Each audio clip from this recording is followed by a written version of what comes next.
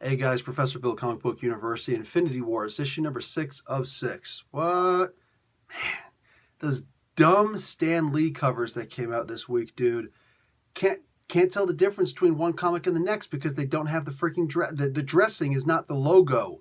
So therefore, like I can't. I go by pattern recognition. You know what I'm saying? So with it just scribbled at the bottom, whatever the font is and whatnot, that's just unacceptable, man. I hate that they did this. This was a horrible week for Marvel comic covers, and I hope that they never do this nonsense again. That being said, the comic book itself was also not that great. Sorry. For an event this long, because it's not just the Infinity Wars, it's the road to Infinity Wars 2, which in and of itself was a huge event with lots of tie-ins. I don't care if they say it's a mini event or not. Shut up. It was not a miniature event. All of these together, you're talking about approximately 50 comic books. You're talking about 50 comic books. Had to have been. I didn't go and do the count.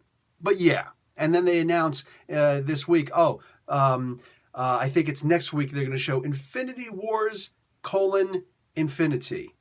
So you're going to do a backup. Come on, man. Enough of this nonsense. Anyway, so let's get into who made this comic book.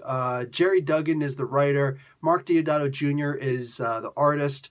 I don't know what else he did because unfortunately I'm the only one that I know of who actually reads all of the people who did the book. You know what I'm saying? They got Mike Deodato Jr. on here for the cover. I don't know who did anything else in here. Anyway, I'm apparently the only one who reads out who did the pencils and the inks and the colors and the variant covers and whatever. And apparently nobody else wants to do that. So go figure. Since I forgot the book and I'm not going to buy this on digital. I'm not even waiting until digital comes out at 3 in the a.m. Nope, just doing this.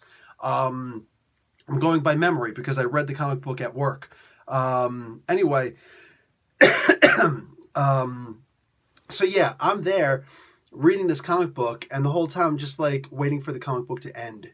I'm waiting for it to end. Loki gets his hands on the gems, and there were recreated gems also, but he makes those.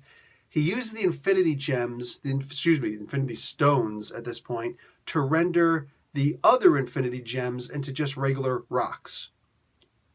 Really? So this is like who shot first, Han or Greedo? You know what I'm saying? Which one shot first? That's what it comes down to. Because they're both perfectly matched, but whoever shoots first, they're who's going to win. So his rocks could have been, rendered moot if Requiem would have thought of this quicker, right? So anyway, Requiem is apparently not whatever. However this stuff works out, it's like whatever. The ending was just so blah. There was a funny joke in here that Adam did. Like, I think he was talking to Star-Lord at one point. Whoever he was talking to, though, because he's like, oh, yeah, we're going to separate. Oh, here we go. What he basically does is he gives sentience and free will to the Infinity Gems. So they're able to go off and do whatever.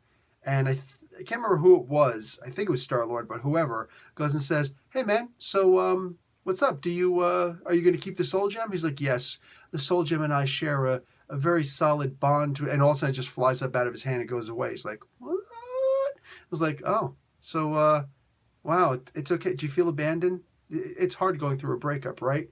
It's like, shut up, man. Adam Warlock actually says something like that. Just shut up, man. Like, I thought that was great. That was the best part of this book. And make no mistake, there were several enjoyable aspects to this book. But for the most part, just the way that it ended, it just seemed so flat. So Requiem gets sent over to freaking into another part of the Soul Gem. The Infinity Warp's characters still get to exist because it's the humane thing to do, and I'm sure they're going to want to refer back to these characters at some point. So all the Infinity Warp's characters get to exist also in another aspect of the Soul World. I think it's in the Soul World, yeah. And Arthur stays behind.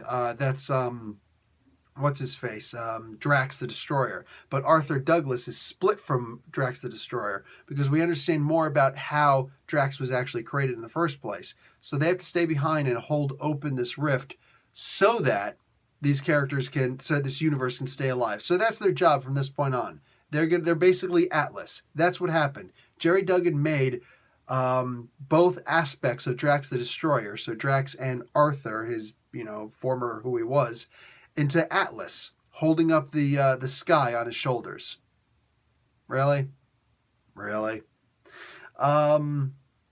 It just kind of fell flat with me. Requiem gets sent someplace else. She sees a cocoon. She's like, oh, what is this crap? She kicks the cocoon. The Magus is inside. And he gets up. He's like, I'm the Magus. I don't understand what's going on, though. Are you my friend or are you going to kick me? And it's like, oh, come with me. Let's hang out. And it's like, oh, I'm really lost. Yeah. Shut up. So, and Thanos' ghost is with her still. And he's like, oh, wow. So it's all going to play all over again, huh?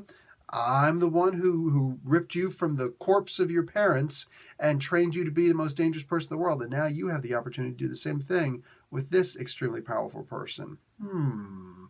So, yeah, at the same time, I'm one of those guys who's really sick of the Magus, however you're going to pronounce his name.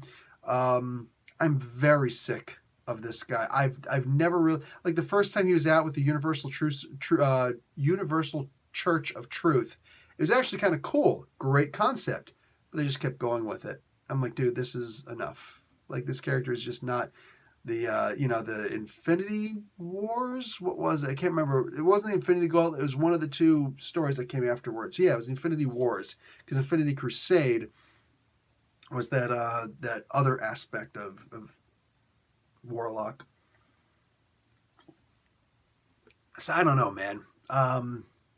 If you grabbed all the comic books before, you kind of have to grab, like, you're kind of stuck. You kind of got to grab this comic book. Honestly, that's the only reason why I would have gotten this comic book in the first place. You know what I'm saying? Yes, I got to go back, and I'm sure that that's the thing about it, man. At least I'm sure that this comic book is still going to be there when I go back. I don't think I'm going back tomorrow. I'll probably go back on Saturday. But, like, I'm positive the comic book's still going to be there. I'm positive it's going to be there. Don't forget to check out Infinity Wars Fallen Guardian. It's just going to talk about Drax. That's the Fallen Guardian in that one. And yeah, I'll talk about that there. Anyway, guys, at least this wrapped up. But for everything that happened, for it to wrapped up like this, where everybody just appears really impotent. And they say as much. Like, why does winning feel like losing? Ask Jerry Duggan. I hate being a jerk, dude. I really do. But you had this whole story, and this is how you decide to end the book? I'm getting Infinity Wars Infinity because I want to see how that wrap-up goes. I'm really hoping it makes it up for me. You know what I'm saying? I'm really hoping that makes up this whole storyline for me, because this just was not great, man. Anyway, guys, just my opinion. Professor Bill, Comic Book University. Class dismissed.